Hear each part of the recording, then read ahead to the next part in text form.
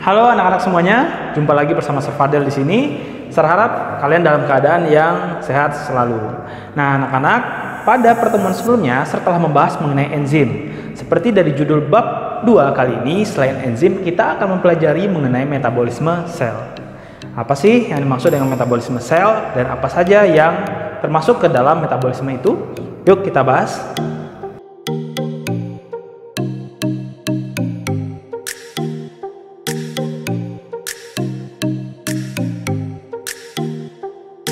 Jadi, metabolisme adalah seluruh reaksi kimia yang dibutuhkan oleh makhluk hidup agar tetap bisa melangsungkan kehidupannya. Metabolisme dibagi menjadi dua jenis, yaitu katabolisme dan anabolisme. Katabolisme adalah reaksi perombakan senyawa besar yang kompleks menjadi senyawa-senyawa kecil yang lebih sederhana. Sedangkan kebalikannya, yaitu reaksi anabolisme adalah reaksi di mana terjadinya pembentukan dan penyusunan senyawa besar dan kompleks dari senyawa-senyawa yang kecil dan sederhana. Pada pertemuan kali ini, kita akan membahas mengenai katabolisme. Katabolisme bersifat eksergonik atau menghasilkan energi. Jika kita rincikan lebih detail lagi, sebenarnya katabolisme memiliki dua fungsi. Yang pertama adalah menyediakan bahan baku untuk sintesis molekul lain dan menyediakan energi untuk berbagai aktivitas baik di tingkat seluler dan tingkat individu. Nah, terdapat tiga jenis katabolisme yang akan kita bahas, yaitu katabolisme karbohidrat, protein, dan lemak. Yang pertama adalah katabolisme karbohidrat. Proses katabolisme karbohidrat dimulai pada saat terjadinya pemecahan molekul makanan di saluran pencernaan. Nah, molekul-molekul karbohidrat yang kompleks berupa polisakarida itu akan dipecah atau dirombak menjadi molekul karbohidrat yang sederhana atau monosakarida. Hasil perombakan atau katabolisme ini akan menghasilkan energi yang disebut sebagai ATP atau adenosin trifosfat. Adenosin trifosfat ini merupakan senyawa yang terdiri dari basa nitrogen adenin, gula ribosa, kemudian 3 fosfat yang saling berkesinambungan. Nah, ATP ini sangat penting karena digunakan untuk berbagai aktivitas seluler seperti pembelahan sel dan transportasi sel. Selain itu juga dalam proses anabolisme dia akan digunakan untuk proses sintesis amilum, lemak, dan protein. Glukosa dari hasil proses perombakan atau pemecahan yang terjadi pada proses pencernaan kemudian akan digunakan sebagai substrat dalam proses respirasi. Nah, respirasi ini merupakan salah satu cara sel untuk mendapatkan energi dalam bentuk ATP dan energi elektron tertinggi dalam bentuk NADH2 dan FADH2. Respirasi terdiri atas dua jenis, yaitu respirasi aerob dan respirasi anaerob. Yang pertama, respirasi aerob adalah respirasi yang menggunakan oksigen sebagai akseptor atau penerima elektron terakhir dari proses reaksinya. Dalam proses respirasi aerob, oksigen akan direduksi menjadi air atau H2O. Jadi mula-mula hidrogen dan elektron bebas dari O2 itu akan ditangkap oleh NAD menjadi NADH2. Namun pada akhirnya elektron dan hidrogen itu akan dilepaskan kembali dan membentuk NAD plus H2O. Kemudian respirasi aerob secara singkat dapat dituliskan dalam rumus berikut ini, di mana glukosa dengan O2 itu akan menghasilkan CO2, kemudian H2O, dan energi. Jika kita rincikan lebih detail lagi, respirasi aerob terbagi menjadi 4 tahap. Yang pertama adalah glikolisis, yang kedua dekarboksilasi oksidatif, ketiga adalah siklus Krebs, dan yang terakhir adalah transport elektron. Yang pertama adalah glikolisis. Proses glikolisis terjadi pada sitoplasma sel. Pada proses ini terjadi dua langkah reaksi, yaitu reaksi memerlukan energi dan reaksi melepaskan energi. Saat reaksi memerlukan energi itu terjadi ketika 2 ATP diperlukan untuk mentransfer gugus fosfat pada glukosa, sehingga nantinya glukosa akan memiliki simpanan energi yang lebih tinggi. Dan energi ini akan digunakan atau dilepaskan saat langkah atau reaksi yang memerlukan energi.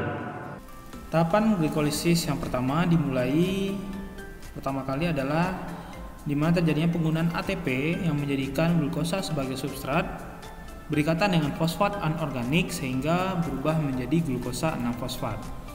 Tahapan yang kedua adalah Glukosa 6-fosfat mengalami perubahan struktur menjadi isomernya fruktosa 6-fosfat. Yang ketiga, penggunaan ATP kembali menambah fosfat anorganik membuat fruktosa 6-fosfat menjadi fruktosa 1,6-bifosfat. Tahapan yang keempat, fruktosa 1,6-bifosfat dipecah menjadi 2 molekul fosfogliseraldehid atau PGAL. Yang kelima, setiap molekul fosfogliseraldehid akan memberikan 2 elektron dan 1 atom hidrogen kepada NAD+ sehingga akan membentuk NADH. Jadi masing-masing akan menghasilkan NADH. Masing-masing fosfogliseraldehid kembali berikatan dengan fosfat anorganik dengan P membentuk 1,3 bifosfogliserat. Tahapan yang ke-7, fosfat anorganik pada 1,3 bifosfogliserat akan ditransfer ke ADP untuk membentuk ATP dan 1,3 bifosfogliserat akan menjadi 3 fosfogliserat. Tahapan selanjutnya adalah 3 fosfogliserat akan memindahkan gugus fosfat ke karbon kedua membentuk 2 fosfogliserat.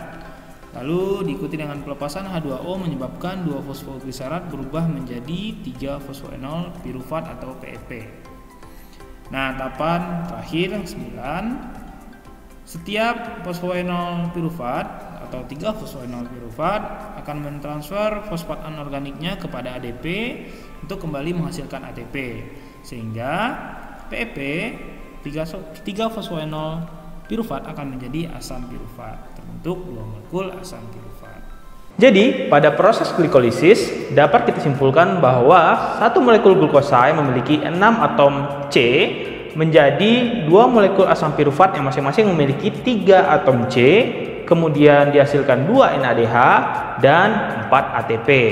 Namun perlu diingat, 4 ATP dari 2 dari 4-nya itu akan digunakan kembali untuk proses fosforilasi, sehingga 4 kurang 2 akhirnya 2 ATP yang tersisa. Jadi reaksi lengkapnya adalah 2 molekul asam pirufat, 2 NADH dan 2 ATP. Setelah proses glikolisis, molekul-molekul asam pirufat yang dihasilkan kemudian akan memasuki matriks mitokondria dan molekul pirufat akan berubah menjadi molekul asetil koenzim A atau asetil CoA. Proses ini terjadi melalui serangkaian reaksi kompleks yang disebut sebagai dekarboksilasi oksidatif. Dalam tahapan ini, 2 molekul asam pirufat akan mengalami 3 peristiwa. Yang pertama adalah dekarboksilasi, oksidasi, dan pembentukan dengan koenzim A. Yang pertama, peristiwa dekarboksilasi terjadi dengan cara gugus karboksil pada asam pirufat akan dilepaskan sebagai CO2 dan berdifusi keluar sel. Kemudian proses oksidasi di mana 2 atom C yang tersisa itu akan dilepaskan sebagai molekul air atau H2O dan hasilnya adalah terbentuk NADH. Dan peristiwa yang ketiga adalah penggabungan dengan koenzim A sehingga membentuk asetil CoA. Setelah melalui tahapan dekarboksilasi oksidatif, maka akan terbentuk asetil koenzim A atau asetil CoA. Kemudian tahapan selanjutnya adalah siklus Krebs. Pada siklus Krebs, asetil CoA akan digunakan sebagai bahan utama dan pertama kali akan bereaksi dengan suatu senyawa yang memiliki 6 atom karbon, yaitu asam sitrat atau asam trikarboksilat, sehingga siklus Krebs juga disebut sebagai siklus asam sitrat. Nah, anak-anak, siklus Krebs ini merupakan siklus yang cukup kompleks, sehingga dalam menghafal reaksi yang terjadi atau molekul-molekul yang ada di dalamnya, kita mungkin bisa menggunakan jembatan keledai ya. Jadi silakan coba hafal dengan cara si iso kesunat fuma oke ya. Jadi si itu adalah sitrat, iso adalah isositrat, ke adalah alfa ketoglutarat, su adalah suksinil CoA, nat adalah suksinat, kemudian fu adalah fumarat, ma malat, OK adalah oksaloasetat. Kemudian pada reaksi ini, bagian yang menghasilkan NADH itu terjadi pada proses atau reaksi isositrat menjadi alfa ketogultarat. Kemudian alfa ketogultarat menjadi suksinil koenzim A. Kemudian ada lagi di mana malat ya menjadi oksaloasetat. Nah, sedangkan FADH2 itu akan terbentuk ketika suksinat menjadi fumarat, dan ATP itu akan dibentuk ketika suksinil koenzim A menjadi suksinat. Sehingga dapat kita simpulkan bahwasanya siklus Krebs ini merupakan reaksi yang akan menghasilkan banyak molekul CO2 dan elektron. Kemudian jika kita tuliskan hasilnya adalah sebagai berikut. Hasil dari siklus Krebs meliputi 4 CO2 ditambah 6 NADH, kemudian 2 FADH2 dan 2 ATP. Tahapan yang terakhir adalah tahapan transfer elektron. Sesuai namanya, pada tahapan ini terjadi proses pemindahan atau transfer elektron dari 3 reaksi sebelumnya, yaitu yang pertama adalah glikolisis, kemudian dekarboksilasi oksidatif, dan yang ketiga adalah siklus Krebs. Nah, proses atau tempat terjadinya transfer elektron adalah pada membran dalam mitokondria, pada daerah pelekukannya yang sering kita sebut sebagai krista atau tulisannya kristae. Pada proses transfer elektron, hidrogen yang dimiliki oleh NADH dan FADH2 akan dipindahkan ya, kemudian akan ditangkap oleh sitokrom hidrogen lainnya.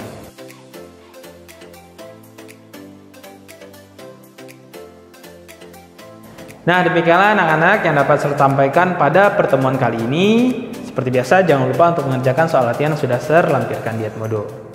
Sampai jumpa di pertemuan selanjutnya.